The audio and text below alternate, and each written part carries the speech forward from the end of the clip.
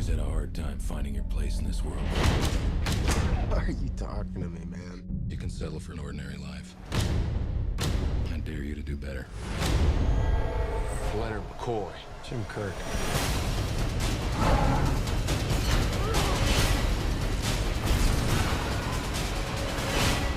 Good luck.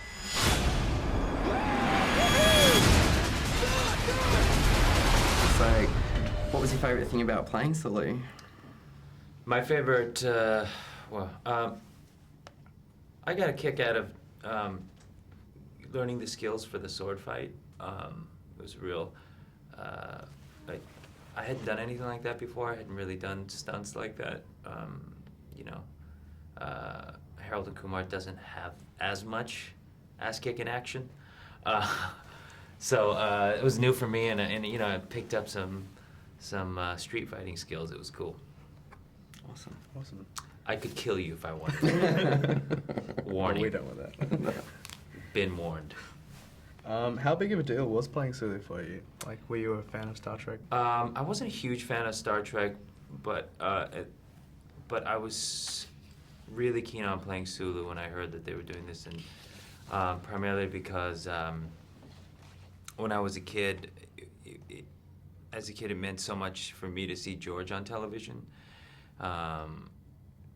When there weren't that many Asian American actors out there doing non-stereotypical roles, he was the helmsman of a spaceship and being cool, and I just was always grateful for that, and I just want to be connected to that very meaningful legacy, and I know that a lot of other people feel the same way about George's presence on television. Awesome. Can you describe your audition process for the film? Well, singing, well, dancing. I just auditioned once, and boy, I sweated it because I hadn't really been this stressed out in a long time. I really wanted the role, and but I didn't hear it for a couple of months.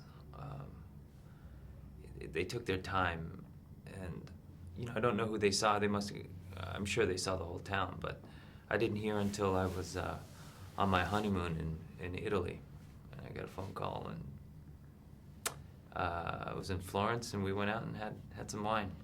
It was a great night. No cutting of the honeymoon to fly back for the rest of it? Was that? No cutting of the honeymoon to get back for it? No. So just elaborating a bit more on the George Takei. So he obviously had a big influence on you. Yes. But did you feel a need to emulate him at all, or? I didn't think that was wise.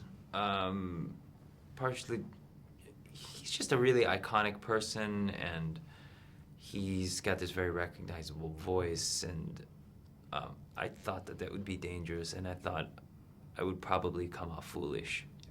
And so, and in the audition I didn't do it, and I got cast, so I kind of figured JJ doesn't want that, and he never asked me. So, yeah. And I'm not able to go that deep. I'm gonna try. Hello? Hello. That's really it. Can't go any lower than that. Did you get to meet him and have any advice from him?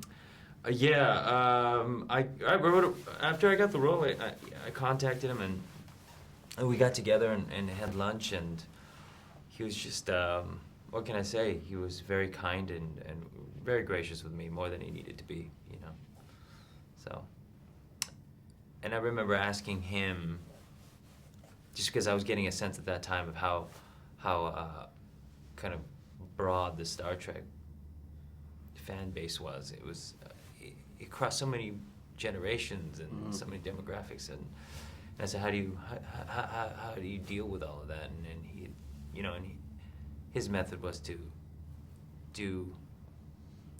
just use it as a platform to talk about things he believes in, from the trivial, from the more trivial, like he's very passionate about fitness and feels that Americans have become, really unhealthy and out of shape, and he would at conventions, he invites people to go running with him in the morning. You know, meet in the hotel lobby and go on a jog, and then it ranges to the political. Like he and I were at a news conference speaking out against Proposition 8, which was the ban against gay marriage in California. So, I mean, you know, he's very focused, knows how to live his life. Great. Could you just talk a little bit about your actor-director relationship with J.J. Abrams? Like how much freedom he gave you and... He's very precise in what he wants. It's funny because he doesn't overburden you, but then when you get onto the set, he knows exactly what to say to get something, a new flavor out of you. He's very skilled. He's very skilled at dealing with actors, and that's kind of unusual because he knows so much about the technical stuff. Normally somebody who's that versed on the technical side is good with acting, but he's an anomaly. He really knows what drama is and how to get people to give it to him. It's great. How prepared are you for a life of Trekkie worship and sci-fi conventions? Bring it on. I don't know. I haven't thought about what this is going to be, you know, because it's, what's the point? I'm going to enjoy it and be surprised as it comes, you know, and see what happens. So that's how you feel now, but when you embarked on it, did you feel a lot of pressure? A little bit. I remember, you know, when I got the role, somebody, and it was in the trades, somebody I knew emailed me and said congratulations, and he said, you know, Star Trek is very important. It has changed the world. It gave us the iPod, and it gave us, like, and he went on to list a bunch of things that Star Trek had contributed to the world, and you know, it's a great responsibility, and I got kind of nervous, you know. I was like, I don't want to let people down, you know, that, and so, but in order to do your job, you can't sweat stuff like that. You got to focus on the day-to-day stuff. So, All right. Will we be seeing you in future Trek films, and where would you like to see your character go from here? I was thinking about the second part. If they make a second one, I'd be happy to do one. And if JJ wants to write more Sulu into his script, great. And I'd like to see Sulu's. I enjoyed in this movie the fact that Sulu got out of his chair and got some exercise. So more of that would be great. Awesome. Okay, I think that's it. Is that it? Thank you very much. Nice to meet you. Nice to meet you. Good luck with the whole tour. Thank you. Thank you.